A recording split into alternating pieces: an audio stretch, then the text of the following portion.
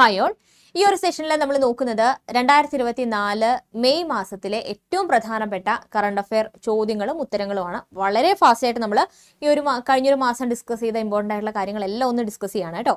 അപ്പോൾ എല്ലാവരും maximum participate ചെയ്യുക. ഡെയിലി കറണ്ട് അഫെയർ ക്ലാസ്സുകൾ കാണുന്ന ആളുകൾ ഉണ്ടെങ്കിൽ നിങ്ങൾക്ക് എല്ലാവർക്കും ഒരു നല്ലൊരു റിവിഷൻ ആയിരിക്കും. അതുപോലെ തന്നെ ഇതിൻ്റെ നോട്ട് നിങ്ങൾക്ക് ആവശ്യമുണ്ടെന്ന് തോന്നുകയാണെങ്കിൽ നമ്മുടെ ആപ്പ് ഡൗൺലോഡ് ചെയ്യുക. അതിൽ കമ്മ്യൂണിറ്റി എന്നുള്ള ഓപ്ഷൻ കാണാം ഏറ്റവും താഴ്ഭാഗത്തായിട്ട്. അതിൽ ക്ലിക്ക് ചെയ്യുന്ന സമയത്ത് എക്സ്പ്ലോർ ഗ്രൂപ്പ് എന്നുള്ളൊരു ഓപ്ഷൻ കാണാം ഇവിടെയായിട്ട്. അതിൽ ക്ലിക്ക് ചെയ്യുന്ന സമയത്ത് സിൻഷീമിസ് ഫ്രീ PDF എന്നുള്ളൊരു ഫോൾഡർ കാണാം. അത് നിങ്ങൾ ഫോളോ ചെയ്യുകയാണെങ്കിൽ കറണ്ട് അഫെയർ റിലേറ്റഡ് ആയിട്ട് നമ്മൾ യൂട്യൂബിൽ ചെയ്യുന്ന വീഡിയോസിൻ്റെ നോട്ട്സ് നിങ്ങൾക്ക് അവിടെ നിന്ന് ഡൗൺലോഡ് ചെയ്യാനായിട്ട് സാധിക്കും. അതുപോലെ തന്നെ നമ്മൾ എല്ലാ ദിവസവും കറണ്ട് അഫെയർ ക്ലാസ് ചെയ്യുന്നുണ്ട്. അതിൻ്റെ വീക്ക്ലി റൗണ്ടപ്പിൻ്റെ നോട്ട് നിങ്ങൾക്ക് അവിടെ നിന്ന് ഡൗൺലോഡ് ചെയ്യാനായിട്ട് സാധിക്കും. ആ കാര്യം ഒന്ന് ശ്രദ്ധിക്കുക. ഓക്കെ, അപ്പോൾ എന്തായാലും നമുക്ക് നമ്മുടെ ക്ലാസ്സിലേക്ക് അടക്കാം. നിങ്ങൾക്ക് ഉത്തരങ്ങൾ അറിയുമെങ്കിൽ പെട്ടെന്ന് ഒന്ന് കമൻറ്റ് ചെയ്തോളൂ. അതുപോലെ തന്നെ എല്ലാത്തിൻ്റെയും ഉത്തരം ഓർമ്മയിൽ വന്നിട്ടുള്ള ആളുകളുണ്ടെങ്കിൽ മറക്കാതെ ഒന്ന് കമൻറ്റ് ചെയ്യുക കേട്ടോ. അല്ലെങ്കിൽ ഒരു 90% ചോദ്യങ്ങളുടെയും ഉത്തരങ്ങൾ ഓർമ്മയിൽ വന്നിട്ടുള്ള ആളുകളുണ്ടെങ്കിൽ ഒന്ന് കമൻറ്റ് ചെയ്യണേ. എല്ലാവരും കമൻറ്റ് ചെയ്യുക. എല്ലാവരുടെയും കമൻറ്റ് ചെയ്യാൻ നോക്കും. അപ്പോൾ ആർക്കൊക്കെയാണ് കിട്ടിയിട്ടുള്ളത് നമുക്കൊന്ന് നോക്കാം. ഓക്കെ, അപ്പോൾ എന്തായാലും നമുക്ക് നമ്മുടെ ആദ്യത്തെ ക്വസ്റ്റ്യനിലേക്ക് അടക്കാം. ആദ്യത്തെ ക്വസ്റ്റ്യൻ ഇതാണ്: കോട്ടയം, ഇടുക്കി ജില്ലകളിൽ വ്യാപിച്ചു കിടക്കുന്ന വിനോദസഞ്ചാര കേന്ദ്രമായ വാഗമൺ മലനിരകളിൽ നിന്ന് കണ്ടെത്തിയ പുതിയ സസ്യത്തിന്റെ പേരെന്ത് എന്നുള്ളതാണ് ക്വസ്റ്റ്യൻ. അപ്പോൾ ഓപ്ഷൻസ് നോക്കിയിട്ട് ആൻസർ ചെയ്യുക. നമ്മൾ ക്ലാസ്സിൽ പറഞ്ഞിട്ടുള്ളതാണ്. അപ്പോൾ ഒരു വാഗമൺ മലനിരകളിൽ നിന്നുള്ളത് അത് നോട്ട് ചെയ്താൽ നമുക്ക് സിമ്പിളായിട്ട് ആൻസറിലെത്താം അല്ലേ. എന്താണ് നമ്മുടെ ആൻസർ? എന്താണ്? ഓപ്ഷൻ എ ആണ്, ലിറ്റ്സിയ വാഗമണ്ണിക്ക. ലിറ്റ്സിയ വാഗമണ്ണിക്ക എന്നുള്ളത് അറിഞ്ഞിരിക്കുക. ലിറ്റ്സിയ വാഗമണ്ണിക്ക എന്നുള്ളത് അറിഞ്ഞിരിക്കുക. ഓക്കെ, അപ്പോൾ ഇതാണ് ലിറ്റ്സിയ വാഗമണ്ണിക്ക.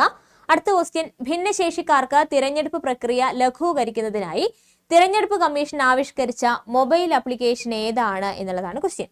ഭിന്നശേഷിക്കാർക്ക് തിരഞ്ഞെടുപ്പ് പ്രക്രിയ ലഘൂകരിക്കുന്നതിനായി തിരഞ്ഞെടുപ്പ് കമ്മീഷൻ ആവിഷ്കരിച്ച മൊബൈൽ ആപ്ലിക്കേഷൻ ഏതാണ് എന്നുള്ളതാണ് ക്വസ്റ്റ്യൻ. ഏതായിരുന്നു ആൻസർ? ഏതായിരുന്നു? ഓപ്ഷൻ എ ആണ്, സാക്ഷം. സാക്ഷം അല്ലേ, സാക്ഷം എന്നുള്ളത് അറിഞ്ഞിരിക്കുക. അടുത്ത ക്വസ്റ്റ്യൻ: രാജ്യത്തെ ആദ്യത്തെ ട്രാൻസ് ഷിപ്മെന്റ് തുറമുഖമായി പ്രവർത്തിക്കാൻ കേന്ദ്ര തുറമുഖ മന്ത്രാലയത്തിന്റെ അനുമതി ലഭിച്ച തുറമുഖം ഏതാണ് എന്നുള്ളതാണ് ക്വസ്റ്റ്യൻ. ആൻസർ അറിയോ? ഏതാണ്? നമ്മുടെ വിഴിഞ്ഞം തുറമുഖം അല്ലെ. വിഴിഞ്ഞം തുറമുഖം എന്നുള്ളത് അറിഞ്ഞിരിക്കുക.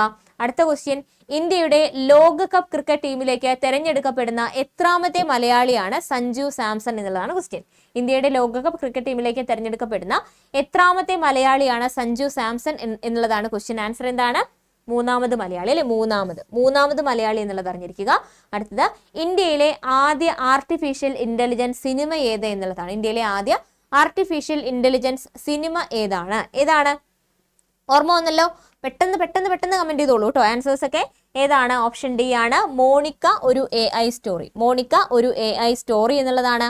അടുത്ത ക്വസ്റ്റ്യൻ: സ്പേസ് സാറ്റലൈറ്റ് താഴെ പറയുന്നവയിൽ ഏത് സ്പേസ് ഏജൻസിയുടേതാണ്? സ്പേസ് സാറ്റലൈറ്റ് ഓൾറെഡി എക്സാമിന് ചോദിച്ചു കഴിഞ്ഞൊരു ക്വസ്റ്റ്യൻ ആണ്. അപ്പോൾ ആ ഒരു സീരിയസ്നെസ്സോടുകൂടി തന്നെ നമുക്ക് ഇതിന്റെ കണക്റ്റഡ് ഫാക്ട്സ് ഒക്കെ വരുന്ന എക്സാംസിൽ നമുക്ക് എക്സ്പെക്ട് ചെയ്യാം. ഓക്കെ, അപ്പോൾ സ്പേസ് സാറ്റലൈറ്റ് താഴെ പറയുന്നവയിൽ ഏത് സ്പേസ് ഏജൻസിയുടേതാണെന്നുള്ളതാണ്. ആൻസർ എന്താണ്? നാസയാണ്. Space NASA. അപ്പോൾ ഇതിനെപ്പറ്റി ഇങ്ങനെ ഒരു ക്വസ്റ്റ്യൻ ആയിരുന്നു നമുക്ക് എക്സാമിൽ വന്നിട്ടുണ്ടായിരുന്നത്. സമുദ്രങ്ങളിലെ സൂക്ഷ്മജീവികളെ കുറിച്ചും അന്തരീക്ഷത്തിലെ സൂക്ഷ്മ കണങ്ങളെ കുറിച്ചും പഠിക്കാൻ 2024 ഫെബ്രുവരി 8 പേസ് എന്നു പേരുള്ള ഒരു ഉപഗ്രഹം നാസ വിക്ഷേപിച്ചു. പേസ് എന്നാൽ എന്ത് എന്നുള്ളതായിരുന്നു ക്വസ്റ്റ്യൻ. അപ്പോൾ നമ്മുടെ ആൻസർ എന്താണ്? ഓപ്ഷൻ എ ആണ്, plankton, aerosol, Claude ocean ecosystem എന്നുള്ളതാണ്. അപ്പോൾ ഇതുമായിട്ട് നമുക്കിനി വരുന്ന എക്സാമിൽ നമുക്ക് എക്സ്പെക്ട് ചെയ്യാൻ പറ്റുന്ന കുറച്ച് കാര്യങ്ങൾ നമുക്ക് നോക്കാം. അപ്പോൾ പേസിന്റെ ഫുൾ ഫോം ആയിരുന്നു നമ്മുടെ ക്വസ്റ്റ്യൻ ആയിട്ട് വന്നിട്ടുണ്ടായിരുന്നത്. Plankton, aerosol, cloud ocean ecosystem എന്നുള്ളതാണ് പേസ്. അപ്പോൾ എന്താണ് ബാക്കിയുള്ള കാര്യങ്ങൾ, ഇതിന്റെ ആ ഒരു ഉപഗ്രഹത്തിന്റെ ലക്ഷ്യം എന്താണ് എന്നുള്ള കാര്യമൊക്കെ നമുക്ക് നോക്കാം. സമുദ്രത്തിലെ മൈക്രോ ആൽഗകൾ എന്നറിയപ്പെടുന്ന ഫൈറ്റോ പ്ലാങ്ക്ടണിനെ കാലാവസ്ഥാ വ്യതിയാനം എങ്ങനെ ബാധിക്കുന്നുവെന്ന് മനസ്സിലാക്കാൻ ഈ ഉപഗ്രഹത്തിന്റെ സഹായത്തോടെ ശാസ്ത്രജ്ഞർക്ക് സാധിക്കും. സമുദ്രത്തിലെ ഭക്ഷ്യശൃംഖലയുടെ അടിത്തറയാണ് ഫൈറ്റോ പ്ലാങ്ക്ടണുകൾ. പിന്നെ ഓർത്തിരിക്കുക, സ്പേസ് എക്സിന്റെ ഫാൽക്കൺ 9 റോക്കറ്റിലാണ് ഇത് വിക്ഷേപിച്ചത്. വിക്ഷേപിച്ചതെന്നുള്ള അറിഞ്ഞിരിക്കുക.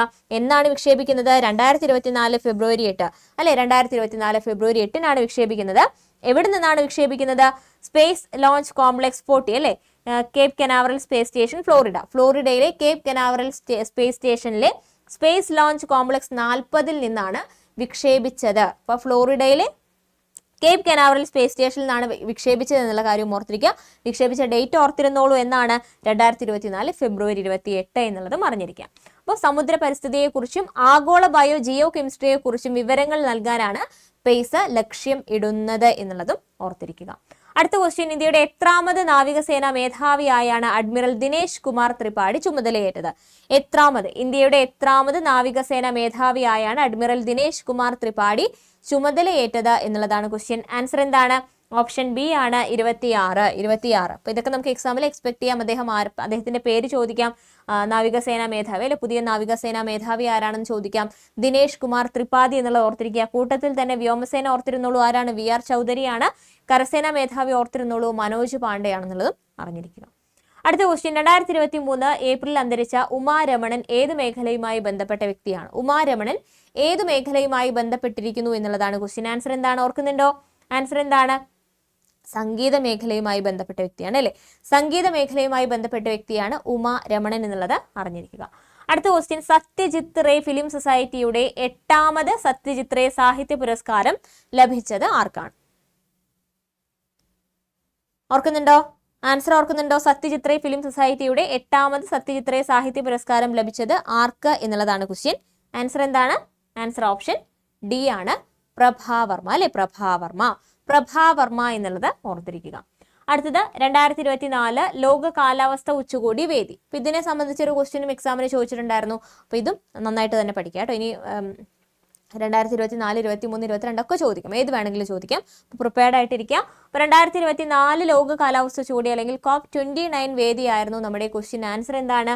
ആൻസർ ഓപ്ഷൻ എ ആണ്, ബാക്കു ആണ്. ബാക്കു അസർബൈജാനിലാണ്. അസർബൈജാനിലെ ബാക്കു ആണ് COP29 വേദി എന്നുള്ളത് ഓർത്തിരിക്കുക. COP29 2024 വേദി ചോദിക്കുകയാണെങ്കിൽ ബാക്കു അസർബൈജാൻ എന്നുള്ളത് ഓർത്തിരിക്കുക. കൂട്ടത്തിൽ തന്നെ നമുക്ക് 2025, 23, 22 ഒക്കെ ഒന്ന് നോക്കാം. 2025 കാലാവസ്ഥ ഉച്ചകോടി നടക്കുന്നത് ബെലംഡോ പാറ, ബ്രസീൽ എന്നുള്ളത് ഓർത്തിരിക്കുക. 2024 നമ്മൾ പറഞ്ഞു COP29 ബാക്കു അസർബൈജാൻ. 2023 ചോദിക്കുകയാണെങ്കിൽ എവിടെയാണ്? COP28. 2023 വേദി ചോദിക്കുകയാണെങ്കിൽ ദുബായ് ആണ്. ഇത് എക്സാമിന് ഓൾറെഡി ചോദിച്ചു കഴിഞ്ഞു അല്ലേ. എക്സാമിന് ഓൾറെഡി ചോദിച്ചതാണ്. 2022 കാലാവസ്ഥ ഉച്ചകോടി ചോദിക്കുകയാണ്. COP27 ചോദിക്കുകയാണെങ്കിൽ ഷാമൽ ഷെയ്ഖ്, ഈജിപ്ത് എന്നുള്ളത് അറിഞ്ഞിരിക്കുക. അപ്പൊ എന്തൊക്കെയാണ് പറഞ്ഞത്? COP30 ആണെങ്കിൽ ബെലംഡോ പാര, COP29 ആണെങ്കിൽ ബാക്കു, COP28 ആണെങ്കിൽ ദുബായ്, COP27 ആണെങ്കിൽ ഷാമൽ ഷെയ്ഖ്. അപ്പൊ നമ്മൾ കോഡൊക്കെ പറഞ്ഞിട്ടുണ്ടായിരുന്നു അല്ലെ. ബെല്ലം ബാദുഷ എന്ന് നമ്മൾ കോഡൊക്കെ പറഞ്ഞിട്ടുണ്ടായിരുന്നു. ബെല്ലം ബാദുഷ എന്ന് പറഞ്ഞ ഒരു സ്വീറ്റ് ഓർത്തിരുന്നാൽ മതി അല്ലെ. ബെല്ലം എന്ന് പറഞ്ഞ ശർക്കര അല്ലെ, ശർക്കര. ബെല്ലം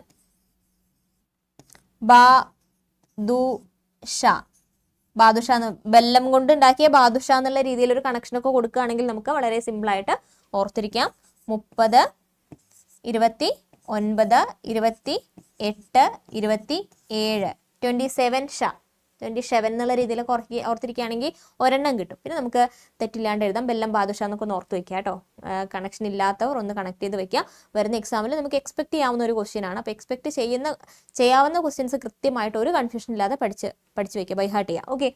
അടുത്ത ക്വസ്റ്റ്യൻ, 2024 ICC വനിതാ 2020 ലോകകപ്പിന്റെ വേദി എവിടെയാണ് എന്നുള്ളതാണ് ക്വസ്റ്റ്യൻ. ഓർക്കുന്നുണ്ടോ? ആൻസർ ഓർക്കുന്നുണ്ടോ? 2024 ICC വനിതാ 2020 ലോകകപ്പിന്റെ വേദി എവിടെയാണ് എന്നുള്ളതാണ് ക്വസ്റ്റ്യൻ. ആൻസർ അറിഞ്ഞിരിക്കുക. എവിടെയാണ് വേദി? ബംഗ്ലാദേശ് അല്ലെ. ബംഗ്ലാദേശ്. ക്വസ്റ്റ്യൻ ഇതാണ്. 2024 ICC വനിതാ 2020 ലോകകപ്പ് വേദിയാണ് ക്വസ്റ്റ്യൻ. ആൻസർ എന്താണ്? ബംഗ്ലാദേശ് ആണ്. അപ്പോൾ കണക്ട് ചെയ്ത് ഓർത്തിരിക്കുക. ICC വനിതാ 2020 ലോകകപ്പ് നിലവിലെ ചാമ്പ്യൻ ആരെന്ന് ചോദിക്കാൻ 2023 ഓസ്ട്രേലിയയാണ്. പരാജയപ്പെടുത്തിയത് ദക്ഷിണാഫ്രിക്കയാണ്. വേദി ചോദിക്കുകയാണെങ്കിൽ ദക്ഷിണാഫ്രിക്കയിൽ തന്നെയാണ്. ഓക്കെ. കണക്റ്റഡ് ഫാക്റ്റ് ആയിട്ട് ഓർത്തിരിക്കുക. 2024 ICC പുരുഷ 2020 ലോകകപ്പ് വേദി ചോദിക്കുകയാണെങ്കിൽ വെസ്റ്റ് ഇൻഡീസ് ആൻഡ് USA ആണ്. നിലവിലെ ചാമ്പ്യൻ ചോദിക്കുകയാണെങ്കിൽ ഇംഗ്ലണ്ട് ആണ്. പരാജയപ്പെടുത്തിയത് പാകിസ്ഥാനെയാണ്. വേദി ചോദിക്കുകയാണെങ്കിൽ ഓസ്ട്രേലിയ. അപ്പോൾ ഇത് ഓർത്തിരിക്കൂ. 2024 ICC വനിതാ 2020 ലോകകപ്പ് വേദിയാണ് നമ്മുടെ ക്വസ്റ്റ്യൻ. ആൻസർ എന്താണ്? ബംഗ്ലാദേശ് എന്നുള്ളത് ഓർത്തിരിക്കുക. അടുത്ത ക്വസ്റ്റ്യൻ, അടുത്തിടെ US റിപ്പോർട്ട് ചെയ്യപ്പെട്ട ഫ്ലഡ് ഏത് രോഗത്തിന്റെ പുതിയ വകഭേദമാണ്? ഫ്ലഡ് എന്ന് പറയുന്നത് ഫ്ലഡ് ഏത് രോഗത്തിന്റെ പുതിയ വകഭേദമാണ് എന്നുള്ളതാണ് ക്വസ്റ്റ്യൻ. ആൻസർ ഓർമ്മയിലുണ്ടോ? ആൻസർ ഓർക്കുന്നുണ്ടോ? എന്താണ് ഉത്തരം? എന്താണ്? ഓപ്ഷൻ സി ആണ്, കോവിഡ്-19 എന്നുള്ളത്. കോവിഡുമായിട്ട് ബന്ധപ്പെട്ട കാര്യങ്ങൾ, ഇതിന്റെ വേരിയൻസ് ഒക്കെ പുതിയതൊക്കെ ഇടയ്ക്കിടയ്ക്ക് ഓരോന്ന് റിപ്പോർട്ട് ചെയ്യപ്പെടുന്നുണ്ട്. അപ്പോൾ അതെല്ലാം ഓർത്തിരിക്കുക. അതെല്ലാം എക്സാമിനെ സംബന്ധിച്ചിടത്തോളം വളരെ ഇമ്പോർട്ടൻ്റ് ആണ്. ഓക്കെ. അപ്പോൾ ഫ്ലേർട്ട് എന്ന് പറയുന്നത് US റിപ്പോർട്ട് ചെയ്യപ്പെട്ടത്. ഇത് ഏത് രോഗത്തിന്റെ പുതിയ വകഭേദമാണെന്ന് ചോദിക്കുകയാണെങ്കിൽ COVID-19 ആണ്. മറക്കരുത്, COVID-19 ആണ്. അടുത്ത ക്വസ്റ്റ്യൻ, 2024 മെയ്യിൽ അന്തരിച്ച സംഗീത് ശിവൻ ഏത് മേഖലയിൽ പ്രശസ്തനായിരുന്നു? സംഗീത് ശിവൻ ഏത് മേഖലയിൽ പ്രശസ്തനായിരുന്നു എന്നുള്ളതാണ് ക്വസ്റ്റ്യൻ. ആൻസർ എന്താണ്? സംഗീത് ശിവൻ ഏത് മേഖലയുമായി ബന്ധപ്പെട്ട വ്യക്തിയാണ് എന്ന് ചോദിക്കുകയാണെങ്കിൽ ആൻസർ അറിഞ്ഞിരിക്കുക, സിനിമാ മേഖലയുമായി ബന്ധപ്പെട്ട വ്യക്തിയാണ് സംഗീത് ശിവൻ. അല്ലെ, സംഗീത് ശിവൻ സിനിമാ മേഖലയുമായി ബന്ധപ്പെട്ട വ്യക്തിയാണെന്നുള്ളത് ഓർത്തിരിക്കുക. അടുത്ത ക്വസ്റ്റ്യൻ, 2024 ONV സാഹിത്യ പുരസ്കാര ജേതാവായത് ആരാണ്? 2024 ONV സാഹിത്യ പുരസ്കാര ജേതാവായത് ആര് എന്നുള്ളതാണ് ക്വസ്റ്റ്യൻ. ആൻസർ എന്താണെന്ന് ഓർക്കുന്നുണ്ടോ? പ്രതിഭ റായ് ആണ്. പ്രതിഭ റായ് ആണ് നമ്മുടെ ആൻസർ ആയിട്ട് വരുന്നത്. 2024 ONV സാഹിത്യ പുരസ്കാര ജേതാവായത് ആരാണ്? പ്രതിഭ റായ്. പ്രതിഭ റായ് എന്നുള്ള ഓർത്തിരിക്കുക. അതുപോലെ തന്നെ കൂട്ടത്തിൽ തന്നെ ഓർത്തിരിക്കേണ്ടത് രാത്രിയിൽ അച്ചാങ്കര. രാത്രിയിൽ അച്ചാങ്കര എന്ന കവിതാ സമാഹാരം ആരുടേതാണ്? ഇങ്ങനെ ഒരു ക്വസ്റ്റ്യൻ വരികയാണെങ്കിൽ രാത്രിയിൽ അച്ചാങ്കര എന്ന കവിതാ സമാഹാരം ആരുടേതാണെന്ന് ചോദിക്കുകയാണെങ്കിൽ ഇതിന്റെ ആൻസർ ഓർത്തിരിക്കുക. പേരോർമ്മ വന്നോ? ദുർഗാപ്രസാദ്. അല്ലെ, ദുർഗാപ്രസാദിന്റെ ആണ്. ദുർഗാപ്രസാദിന്റെ ആണെന്നുള്ള ഓർത്തിരിക്കുക. അപ്പൊ കൂട്ടത്തിൽ തന്നെ ഓർത്തിരുന്നോളൂ, ONV യുവ സാഹിത്യ പുരസ്കാരം. ONV യുവ സാഹിത്യ പുരസ്കാരത്തിന് ദുർഗാപ്രസാദ് അർഹനായി. രാത്രിയിൽ അച്ചാങ്കര എന്ന കവിതാ സമാഹാരത്തിനാണ് പുരസ്കാരം. 50,000 രൂപയും ശില്പവും പ്രശസ്തി പത്രവും അടങ്ങുന്നതാണ് യുവ സാഹിത്യ പുരസ്കാരം. അപ്പൊ ഈ രണ്ട് കാര്യവും ഓർത്തിരുന്നോളൂ. ONV സാഹിത്യ പുരസ്കാരം 2024 ആർക്കാണ് കിട്ടിയത്? പ്രതിഭ റായ്. പ്രതിഭ റായ്ക്കാണ്. പ്രതിഭ റായ് എന്നുള്ള ഓർത്തിരിക്കുക. അതുപോലെ തന്നെ ONV യുവ സാഹിത്യ പുരസ്കാരം ആർക്കാണ് കിട്ടിയത്? ദുർഗാപ്രസാദ്. അല്ലെ, ദുർഗാപ്രസാദ് ഏത് കൃതിയാണെന്ന് ചോദിക്കുകയാണെങ്കിൽ രാത്രിയിൽ അച്ചാങ്കര. രാത്രിയിൽ അച്ചാങ്കര എന്ന കൃതിയും ഓർത്തിരിക്കുക. അടുത്ത ക്വസ്റ്റ്യൻ, ശാരീരിക മാനസിക വെല്ലുവിളി നേരിടുന്നവരെയും കിടപ്പു രോഗികളെയും പരിചരിക്കുന്നവർക്ക് പ്രതിമാസം 600 രൂപ ധനസഹായം നൽകുന്ന പദ്ധതി ഏതാണ്? ആരോഗ്യമായിട്ട് ബന്ധപ്പെട്ട പദ്ധതികൾ, ആരോഗ്യക്ഷേമ പ്രവർത്തനങ്ങൾ വളരെ വളരെ ഇമ്പോർട്ടൻ്റ് ആണ്. അപ്പോൾ ഓരോ ക്വസ്റ്റ്യൻ പറയുമ്പോഴും കൃത്യമായിട്ട് നോട്ട് ചെയ്ത് പഠിക്കുക.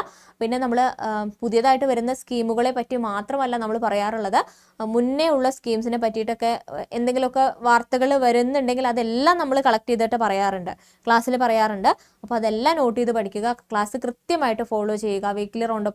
വീക്ക്ലി റൗണ്ടപ്പിലും കൃത്യമായിട്ട് പാർട്ടിസിപ്പേറ്റ് ചെയ്യുക. അതിൻ്റെ നോട്ട്സ് ഒക്കെ വേണമെങ്കിൽ നമുക്ക് കമ്മ്യൂണിറ്റിയിൽ അവൈലബിൾ ആണ്. അപ്പോൾ കൃത്യമായിട്ട് വായിച്ച് പഠിക്കാനും ശ്രദ്ധിക്കുക. ഓക്കെ അല്ലേ? ശരി. അപ്പോൾ ഇതിന്റെ ആൻസർ എന്താണ്? ശാരീരിക മാനസിക വെല്ലുവിളി നേരിടുന്നവരെയും കിടപ്പ് രോഗികളെയും പരിചരിക്കുന്നവർക്ക് പ്രതിമാസം 600 രൂപ ധനസഹായം നൽകുന്ന പദ്ധതി ഏത്? ആൻസർ എന്താണ്? ഓപ്ഷൻ സി ആണ്, ആശ്വാസകിരണം. അല്ലെ, ആശ്വാസകിരണം. ആശ്വാസകിരണം എന്നുള്ളത് ഓർത്തിരിക്കുക. അപ്പോൾ ക്വസ്റ്റ്യൻ മറക്കരുത്.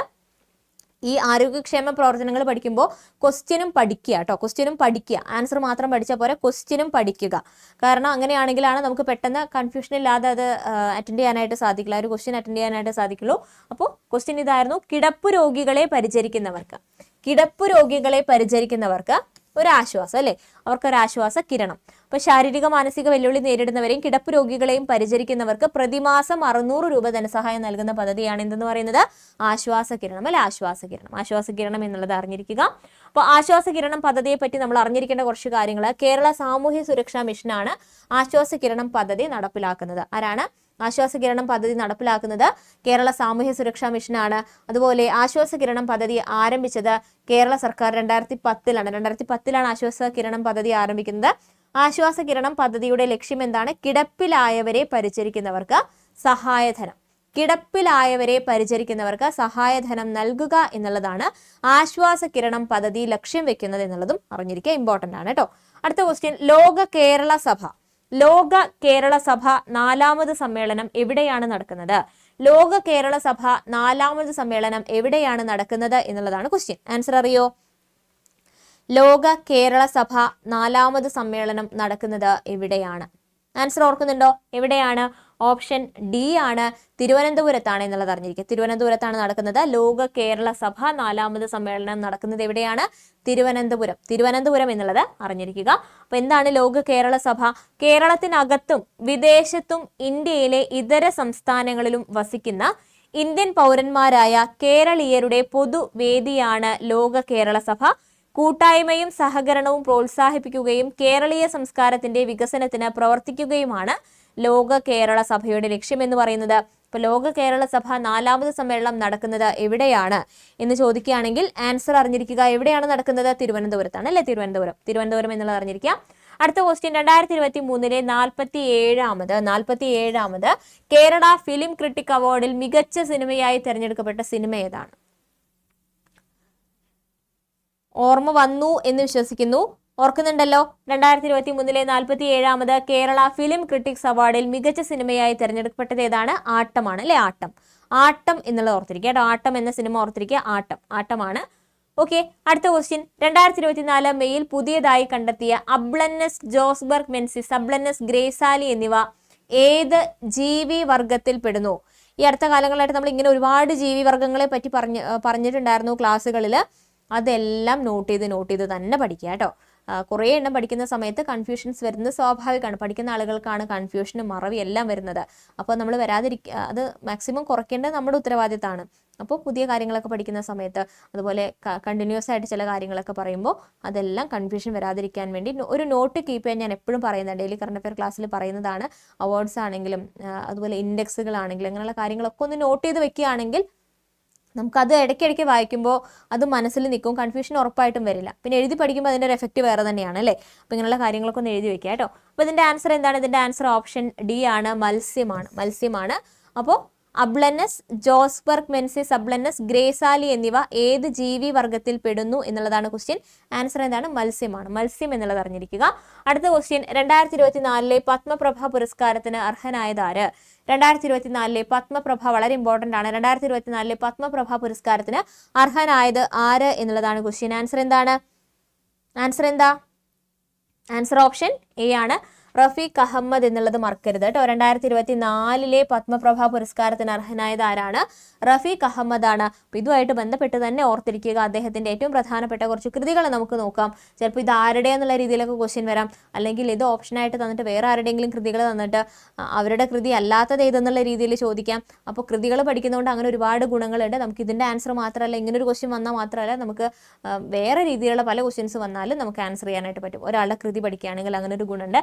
ഏറ്റവും പ്രധാനപ്പെട്ടതായിട്ട് കടൽക്കാഴ്ച ഓർത്തിരിക്കുക, അതുപോലെ തന്നെ അഴുക്കിലും, അതൊക്കെ ഒന്ന് ഓർത്തിരിക്കുക. അപ്പോൾ അതിനേക്കാൾ മുന്നേ ഈ പറഞ്ഞ പത്മപ്രഭ പുരസ്കാരത്തിന്റെ പുരസ്കാര തുക ചോദിക്കുകയാണെങ്കിൽ അത് 75,000 രൂപയാണെന്ന് അറിഞ്ഞു വെച്ചിരിക്കുക. 75,000 രൂപയും പത്മരാഗ കല്ല് പതിച്ച ഫലകവും അടങ്ങുന്നതാണ് പുരസ്കാരം. അപ്പോൾ ഇദ്ദേഹത്തിന്റെ പ്രധാനപ്പെട്ട കൃതികൾ ഓർത്തിരിക്കുക. കടൽക്കാഴ്ച, അഴുക്കിലും, ഇതെന്തായാലും ഓർത്തിരിക്കുക. കടൽക്കാഴ്ച, അഴുക്കിലും. കൂടെ തന്നെ കവിതാ സമാഹാരങ്ങളാണ് റഫീഖ് അഹമ്മദിന്റെ കവിതകൾ തോരാമഴ, ഗ്രാമവൃക്ഷത്തിലെ വവ്വാൽ, ശിവകാമി, ചീട്ടുകളിക്കാർ, അലമാര, പാറയിൽ പനിഞ്ഞത്ത്, സ്വപ്നവാങ്മൂലം. അപ്പോൾ ഇതൊക്കെ അദ്ദേഹത്തിന്റെ പ്രധാനപ്പെട്ട കവിതാ സമാഹാരങ്ങളാണ്. കടൽക്കാഴ്ച, അഴുക്കിലും, അത് പ്രധാനമായിട്ട് ഓർത്തിരിക്കുക കേട്ടോ.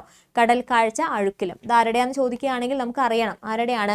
റഫീഖ് അഹമ്മദിന്റെ ആണെന്നുള്ള അറിഞ്ഞിരിക്കുക.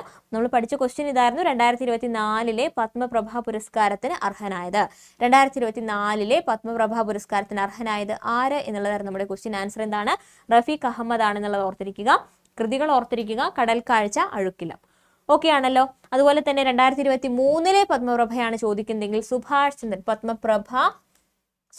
ചന്ദ്രൻ അല്ലെ 2023. അപ്പൊ ഇദ്ദേഹത്തിന്റെ പ്രധാനപ്പെട്ട കൃതികളാണ്, എക്സാമിന് ചോദിക്കുന്ന കൃതികളാണ്. മനുഷ്യന് ഒരു ആമുഖം, സമുദ്രശില, ഘടികാരങ്ങൾ നിലയ്ക്കുന്ന സമയം. മനുഷ്യന് ഒരു ആമുഖം, സമുദ്രശില, ഘടികാരങ്ങൾ നിലയ്ക്കുന്ന സമയം. ഇതൊക്കെ ആരുടെ കൃതികളാണെന്ന് ചോദിക്കുകയാണെങ്കിൽ നമുക്കറിയണം സുഭാഷ് ചന്ദ്രന്റെ ആണെന്നുള്ള അറിഞ്ഞിരിക്കണം. 2023 പത്മപ്രഭ പുരസ്കാരം ലഭിച്ച വ്യക്തിയാണ് സുഭാഷ് ചന്ദ്രൻ എന്നുള്ളതും അറിഞ്ഞിരിക്കുക. ഓക്കെ അല്ലേ? അടുത്ത ക്വസ്റ്റ്യൻ. വിഷ്ണു നാരായണൻ നമ്പൂതിരിയുടെ സ്മരണാർത്ഥം ഏർപ്പെടുത്തിയ വൈഷ്ണവം ട്രസ്റ്റിന്റെ 3ാമത് വൈഷ്ണവം സാഹിത്യ പുരസ്കാരം ലഭിച്ചത് ആർക്ക് എന്നുള്ളതാണ് ക്വസ്റ്റ്യൻ. വിഷ്ണു നാരായണൻ നമ്പൂതിരിയുടെ സ്മരണാർത്ഥം ഏർപ്പെടുത്തിയ വൈഷ്ണവം ട്രസ്റ്റിന്റെ 3ാമത് വൈഷ്ണവം സാഹിത്യ പുരസ്കാരം ലഭിച്ചത് ആർക്ക് എന്നുള്ളതാണ് ക്വസ്റ്റ്യൻ. ആൻസർ എന്താണ്?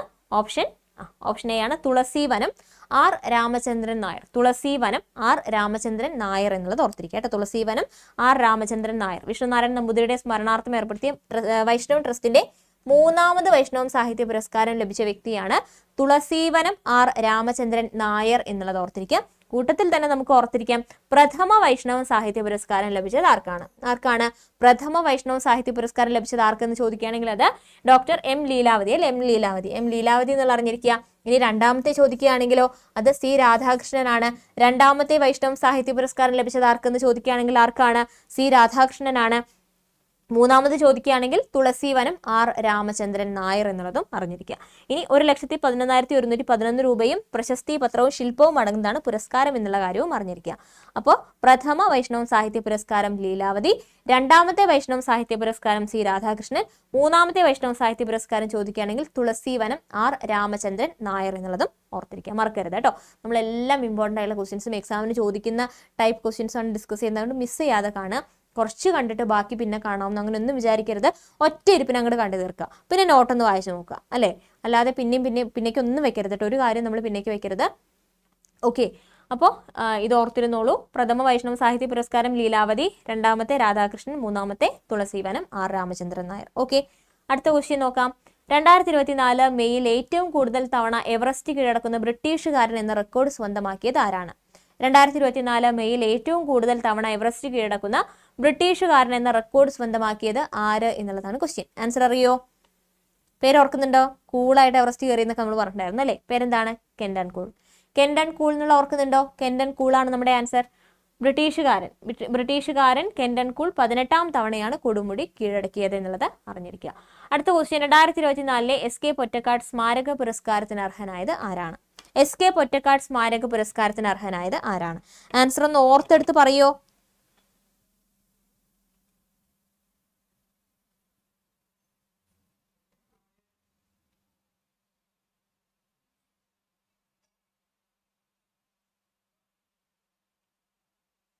ആൻസർ ഓർത്തെടുത്ത് പറയോ? എന്താണ് ഉത്തരം? എന്താണ്?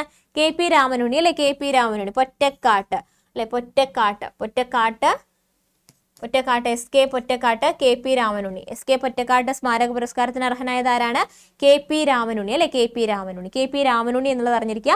അദ്ദേഹത്തിന്റെ കൃതി ചോദിക്കുകയാണെങ്കിൽ ഹൈന്ദവം എന്ന കൃതിയാണ് 25,000 രൂപയും പ്രശംസാപത്രവും അടങ്ങുന്ന പുരസ്കാരത്തിന് അർഹമായത്.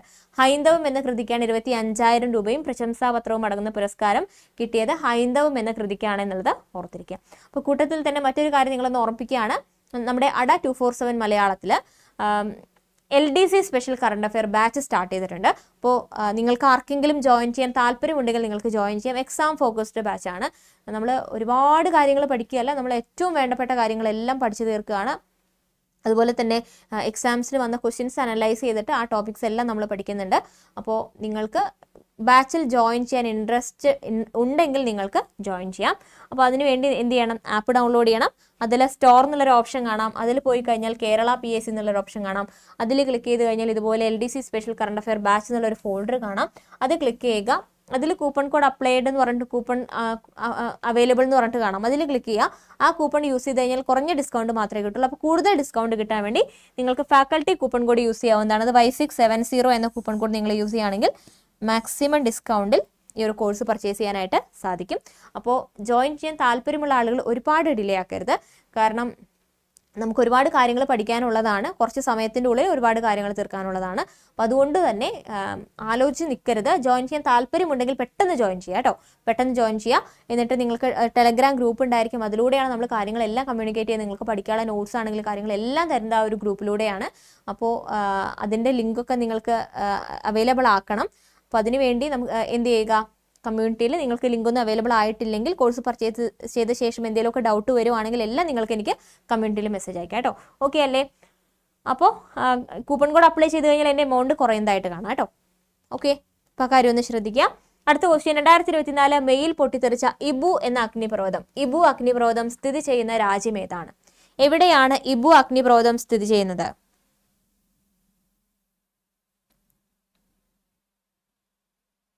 കിട്ടിയോ? ആൻസർ കിട്ടിയോ? ഇബു അഗ്നിപർവ്വതം എവിടെയാണ് സ്ഥിതി ചെയ്യുന്നത്? ഇബു അഗ്നിപർവ്വതം എവിടെയാണെന്ന് ചോദിച്ചു കഴിഞ്ഞാൽ അത് ഇന്തോനേഷ്യ എന്നുള്ള അറിഞ്ഞിരിക്കുക കേട്ടോ. ഇന്തോനേഷ്യ. ഇബു അഗ്നിപർവ്വതം എവിടെയാണ്? ഇന്തോനേഷ്യ. ഇബു അഗ്നിപർവ്വതം സ്ഥിതി ചെയ്യുന്നത് എവിടെയാണ്? ഇന്തോനേഷ്യ എന്നുള്ളത് അറിഞ്ഞിരിക്കുക. അടുത്ത ക്വസ്റ്റ്യൻ ഇതാണ്. 2024 മെയ്യിൽ ഇടമലയാർ വനമേഖലയിലെ അടിച്ചിൽ തൊട്ടി, ഷോളയാർ എന്നിവിടങ്ങളിൽ നിന്ന് കണ്ടെത്തിയ എംബ്ലിക്ക ചക്രബർത്തിയ എന്ന സസ്യം ഏതിനത്തിൽ പെടുന്നു? എംബ്ലിക്ക ചക്രബർത്തിയ എന്ന സസ്യം ഏതിനത്തിൽ പെടുന്നു എന്നുള്ളതാണ് ക്വസ്റ്റ്യൻ. ആൻസർ എന്താണെന്നറിയോ? 2024 മെയ്യിൽ ഇടമലയാർ വനമേഖലയിലെ അടിച്ചിൽ തൊട്ടി, ഷോളയാർ എന്നിവിടങ്ങളിൽ നിന്ന് കണ്ടെത്തിയ എംബ്ലിക്ക ചക്രബർത്തിയ എന്ന സസ്യം ഏതിനത്തിൽ പെടുന്നു എന്നുള്ളതാണ് ക്വസ്റ്റ്യൻ. ആൻസർ എന്താണെന്നറിയോ? ആൻസർ എന്താണ്? എംബ്ലിക്ക. നെല്ലിക്ക എന്നുള്ള രീതിയിലൊക്കെ ഓർത്തിരിക്കാൻ പറഞ്ഞിട്ടുണ്ടായിരുന്നില്ലേ? എംബ്ലിക്ക ചക്രബർത്തിയ. എന്താണ് എംബ്ലിക്ക ചക്രബർത്തിയ? ഓർക്കുന്നുണ്ടോ? നെല്ലി എന്നുള്ളത് ഓർത്തിരിക്കുക. നെല്ലിയാണ് എംബ്ലിക്ക ചക്രബർത്തിയ, നെല്ലി എന്നുള്ളത് ഓർത്തിരിക്കുക. അടുത്ത ക്വസ്റ്റ്യൻ, സിംഗപ്പൂരിന്റെ 4ാമത് പ്രധാനമന്ത്രിയായിട്ട് നിയമിതനായത് ആരാണ്? സിംഗപ്പൂരിന്റെ 4ാമത് പ്രധാനമന്ത്രിയായിട്ട് നിയമിതനായത് ആര് എന്നുള്ളതാണ് ക്വസ്റ്റ്യൻ. ആൻസർ ഓർക്കുന്നുണ്ടെങ്കിൽ കമന്റ് ചെയ്യാം കേട്ടോ. ആൻസർ ഓർക്കുന്നുണ്ടെങ്കിൽ കമന്റ് ചെയ്യുക. സിംഗപ്പൂരിന്റെ 4ാമത് പ്രധാനമന്ത്രിയായിട്ട് നിയമിതനായത് ആരാണ്? ഓപ്ഷൻ 2 അല്ലേ, ലോറൻസ് വോങ് എന്നുള്ള അറിഞ്ഞിരിക്കട്ടെ. Lawrence Wong. എല്ലാത്തിൻ്റെയും ആൻസർ കിട്ടിയ ആളുകൾ ഉണ്ടെങ്കിൽ ഒരു അറിയാൻ വേണ്ടിയിട്ടാണ് കേട്ടോ, ആർക്ക് കിട്ടിയെന്നൊക്കെ ഒന്ന് അറിയാൻ വേണ്ടിയിട്ടാണ്. അപ്പോൾ നമ്മുടെ വീഡിയോയ്ക്ക് താഴെ ഒരു 90% എനിക്ക് കിട്ടിയെന്ന് ഉറപ്പുള്ള ആളുകൾ ഒന്ന് കമൻറ്റ് ചെയ്യണേ, മറക്കാതെ കമൻറ്റ് ചെയ്യാം കേട്ടോ.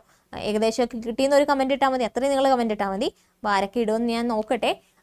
നമ്മൾ പഠിച്ചതിന് കാര്യമുണ്ടോയെന്നും കൂടെ അറിയണമല്ലോ അല്ലേ. എല്ലാ ദിവസവും നമ്മൾ ക്ലാസ് കാണുന്നുണ്ട്, അത്രയും കാര്യങ്ങൾ നമുക്ക് ഓർമ്മയിൽ വരണം, അല്ലാതെ നമ്മൾ ഇത്രയും പഠിക്കുന്നതിൽ അർത്ഥമില്ല. അപ്പോൾ നിങ്ങൾ ക്ലാസ് കണ്ടിട്ട് അതിൻ്റെ നോട്ട്, നിങ്ങൾക്ക് വീക്കിലി റൗണ്ടപ്പിൽ നോട്ട്, അതിൻ്റെ ഇമ്പോർട്ടൻ്റ് ആയിട്ടുള്ള ഫാക്ട്സ് എല്ലാം കിട്ടും, അതെല്ലാം കൃത്യമായിട്ട് പഠിക്കുക. അതുപോലെ നമ്മുടെ പെയ്ഡ് ബാച്ചിൽ ജോയിൻ ചെയ്യണമെങ്കിൽ നിങ്ങൾക്ക് ജോയിൻ ചെയ്യാം. അപ്പോൾ അങ്ങനെയാണെങ്കിൽ നിങ്ങൾക്ക് ഡീറ്റെയിൽഡ് ആയിട്ടുള്ള ക്ലാസ് കിട്ടും, അപ്പോൾ അതിലും ജോയിൻ ചെയ്യാം കേട്ടോ. ശരി, അപ്പോൾ സിംഗപ്പൂരിൻ്റെ 4ാമത് പ്രധാനമന്ത്രിയായി നിയമിതനായത് ആര് എന്നുള്ളതാണ് ക്വസ്റ്റ്യൻ. ആൻസർ എന്താണ്? ലോറൻസ് വോങ് അല്ലേ, ലോറൻസ് വോങ് എന്നുള്ളത് അറിഞ്ഞിരിക്കുക. ഇനി സിംഗപ്പൂരിൻ്റെ പ്രസിഡന്റ് ആരെന്ന് ചോദിക്കുകയാണെങ്കിൽ ആരാണ്? തെർമൻ ഷൺമുഖരത്നം അല്ലേ, തെർമൻ ഷൺമുഖരത്നം. സിംഗപ്പൂർ പ്രസിഡന്റ് ആരാണ്? തെർമൻ ഷൺമുഖരത്നം. സിംഗപ്പൂർ പ്രസിഡന്റ് ആരാണ്? തെർമൻ ഷൺമുഖരത്നം എന്നുള്ളതും അറിഞ്ഞിരിക്കുക. അടുത്ത ക്വസ്റ്റ്യൻ, ജാനകിക്കാട് ഇക്കോ ടൂറിസം സെന്ററിൽ നിന്ന് പക്ഷി സർവേയിൽ കണ്ടെത്തിയ Sri Lanka bay owl, oriental scops owl എന്നിവ ഏത് പക്ഷിവർഗത്തിൽ പെടുന്നു? Sri Lanka bay owl, oriental scops owl എന്നിവ ഏത് പക്ഷിവർഗത്തിൽ പെടുന്നു എന്നുള്ളതാണ് ക്വസ്റ്റ്യൻ. ആൻസർ അറിയോ? എന്താണ് ഉത്തരം? എന്താണ് ഓർക്കുന്നുണ്ടോ? ഇമേജ് കാണിക്കട്ടെ. ഇപ്പോൾ ഓർമ്മ വന്നോ? ഇപ്പൊ ആൻസർ ഓർമ്മ വന്നോ? എന്താണ് ഉത്തരം? എന്താണ് ഉത്തരം? മൂങ്ങ അല്ലേ, മൂങ്ങ. അപ്പൊ ജാനകിക്കാട് ഇക്കോ ടൂറിസം സെന്ററിൽ നിന്ന് പക്ഷി സർവേയിൽ കണ്ടെത്തിയ Sri Lanka bay owl, oriental scops owl എന്നിവ ഏത് പക്ഷിവർഗത്തിൽ പെടുന്നു എന്നുള്ളതായിരുന്നു നമ്മുടെ ക്വസ്റ്റ്യൻ. ആൻസർ എന്താണ്? മൂങ്ങയാണ്. മൂങ്ങ എന്നുള്ളത് അറിഞ്ഞിരിക്കുക. ജാനകിക്കാട് ഇക്കോ ടൂറിസം എവിടെയാണെന്ന് ചോദിക്കുകയാണെങ്കിൽ അത് കോഴിക്കോട് ജില്ലയിലാണ് എന്നുള്ളതും അറിഞ്ഞിരിക്കുക. ജാനകിക്കാട് ഇക്കോ ടൂറിസം സെന്ററിൽ നിന്ന് പക്ഷി സർവേയിൽ കണ്ടെത്തിയ പുതിയ ഇനം മൂങ്ങ വർഗ്ഗങ്ങളാണ് Sri Lanka bay owl, oriental scops owl എന്നിവ. ഇതൊന്ന് ഓർത്തിരുന്നോളൂ കേട്ടോ. അടുത്ത ക്വസ്റ്റ്യൻ, കാപ്പ ചുമത്തിയവരെയും പിടികിട്ടാ പുള്ളികളെയും പിടികൂടുക എന്ന ലക്ഷ്യത്തോടെ കേരള പോലീസ് നടത്തുന്ന ഓപ്പറേഷൻ ഏതാണ്? കാപ്പ ചുമത്തിയവരെയും പിടികിട്ടാ പുള്ളികളെയും പിടികൂടുക എന്ന ലക്ഷ്യത്തോടെ കേരള പോലീസ് നടത്തുന്ന ഓപ്പറേഷൻ ഏത് എന്നുള്ളതാണ് ക്വസ്റ്റ്യൻ. ആൻസർ എന്താണ്? ഓപ്പറേഷൻ പെട്ടെന്ന് പോരട്ടെ, ആൻസേഴ്സ് പെട്ടെന്ന് മനസ്സിൽ വരണം.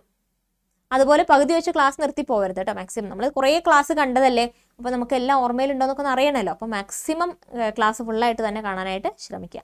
ഓക്കെ, ആൻസർ എന്താണ്? ഓപ്പറേഷൻ ആഗാണ് അല്ലേ, ഓപ്പറേഷൻ ആഗ് എന്നുള്ളത് അറിഞ്ഞിരിക്കുക. കാപ്പ ചുമത്തിയവരെയും പിടികിട്ടാ പുള്ളികളെയും പിടികൂടുക എന്ന ലക്ഷ്യത്തോടെ കേരള പോലീസ് നടത്തുന്ന ഓപ്പറേഷനാണ് ഓപ്പറേഷൻ ആഗ് എന്നുള്ളത് മറക്കരുത്.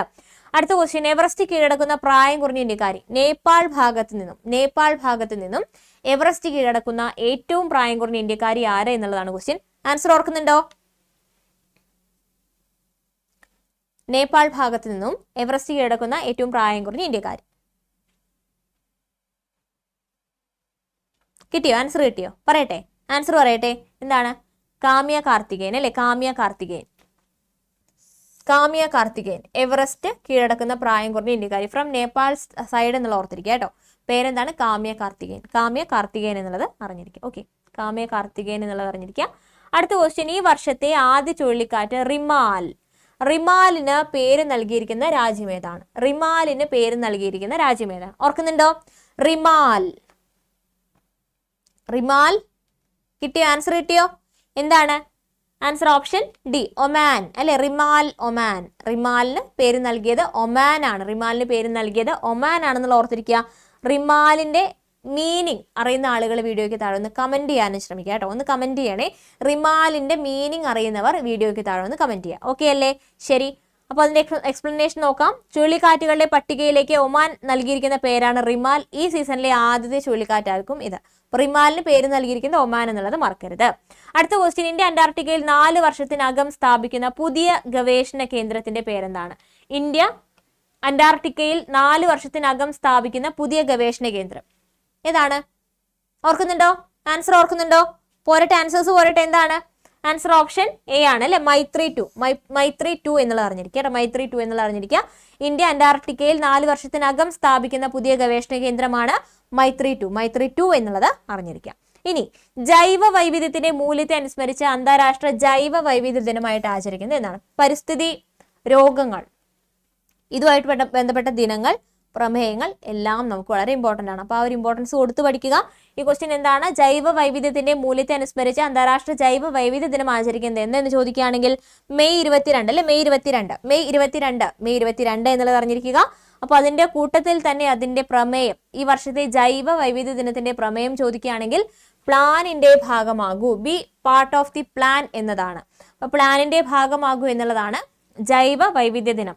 മെയ് 22 ജൈവ വൈവിധ്യ ദിനം 2024 പ്രമേയം എന്തെന്ന് ചോദിക്കുകയാണെങ്കിൽ എന്താണ്? ജൈവ വൈവിധ്യ ദിനത്തിന്റെ പ്രമേയം എന്താണ്? പ്ലാനിന്റെ ഭാഗമാകൂ എന്നുള്ളതാണ്. ഓക്കെ, അടുത്ത ക്വസ്റ്റ്യൻ.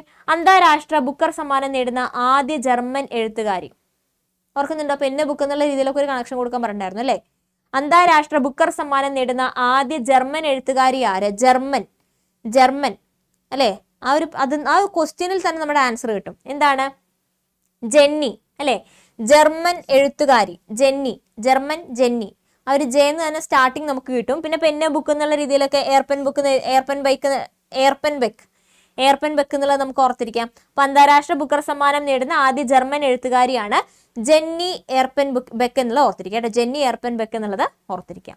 അടുത്ത ക്വസ്റ്റ്യൻ. ഹെലികോപ്റ്റർ അപകടത്തിൽ കൊല്ലപ്പെട്ട ഇബ്രാഹിം റൈസി ഏത് രാജ്യത്തിലെ പ്രസിഡന്റ് ആയിരുന്നു? Ebrahim Raisi. ആ ക്വസ്റ്റ്യൻ ഡിസ്കസ് ചെയ്യുന്ന സമയത്ത് നമ്മൾ ഫുൾ അത് വാർത്തകൾ കണ്ട് നമുക്ക് നമ്മുടെ മൈൻഡിൽ ഉണ്ടാവുമായിരിക്കും. പക്ഷെ എക്സാം ഹാളിൽ നമുക്ക് പല കൺഫ്യൂഷൻസും വരാം അല്ലേ? സാധ്യതയുണ്ടെന്നാണ് ഞാൻ പറഞ്ഞത് കേട്ടോ. റിപ്പീറ്റ് ചെയ്ത് പഠിക്കുക എന്നുള്ളതാണ് നമുക്ക് അതിനെ തരണം ചെയ്യാനുള്ള ഒരേ ഒരു മാർഗം എന്ന് പറയുന്നത്. മാക്സിമം ക്ലാസ്സുകൾ കാണുക, അത് റിപ്പീറ്റ് ചെയ്ത് നിങ്ങൾ സ്പീഡ് കൂട്ടിയിട്ട് കാണാം, അങ്ങനെയൊക്കെ ചെയ്യാം കേട്ടോ. അങ്ങനെയാണെങ്കിൽ നമ്മുടെ മനസ്സിൽ നിന്ന് അത് പോവില്ല. പിന്നെ നമ്മൾ ഈ കറണ്ട് അഫെയറിൻ്റെ തന്നെ വോയിസ് ചെയ്യുന്നുണ്ട്.